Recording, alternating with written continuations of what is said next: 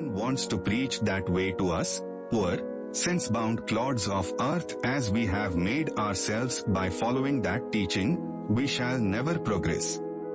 I have seen many of these things. I have had some experience of the world, and my country is the land where religious sects grow like mushrooms. Every year new sects arise. But one thing I have marked, that it is only those that never want to reconcile the man of flesh with the man of truth that make progress.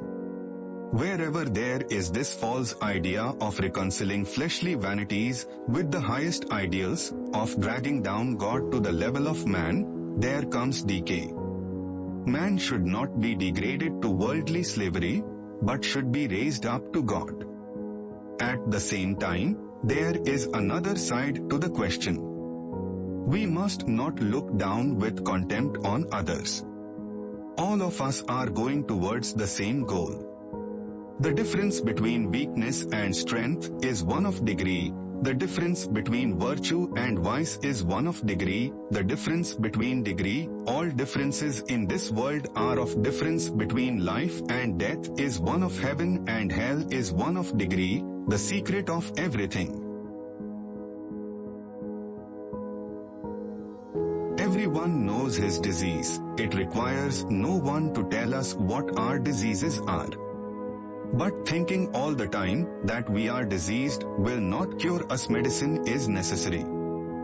We may forget anything outside, we may try to become hypocrites to the external world, but in our heart of hearts we all know our weaknesses. But, says the Vedanta, being reminded of weakness does not help much, give strength, and strength does not come by thinking of weakness all the time. The remedy for weakness is not brooding over weakness, but thinking of strength.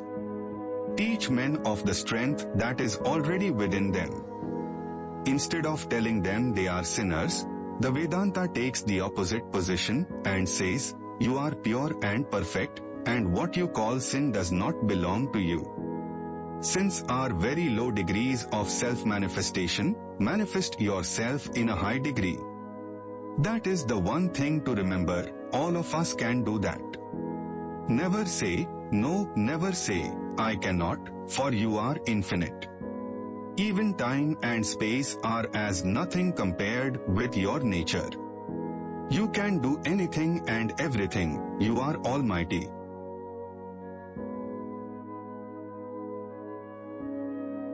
All is one, which manifests itself, either as thought, or life, or degree, and not of kind, because oneness is the soul, or body, and the difference is only in down with contempt upon those who are not degree.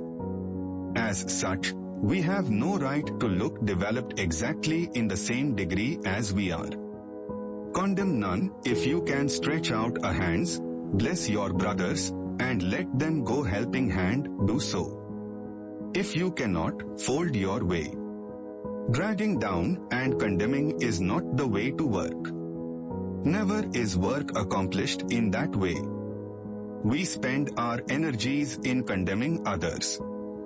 Criticism and condemnation is a vain way of spending our energies, for in the long run we come to learn that all are seeing the same thing, are more or less approaching the same ideal, and that most of our differences are merely differences of expression. Their own take the idea of sin. I was telling you just now the Vedantic idea of it, and the other idea is that man is a sinner. They are practically the same, only the one takes the positive and the other the negative side. One shows to man his strength and the other his weakness. There may be weakness, says the Vedanta, but never mind, we want to grow. Disease was found out as soon as man was born.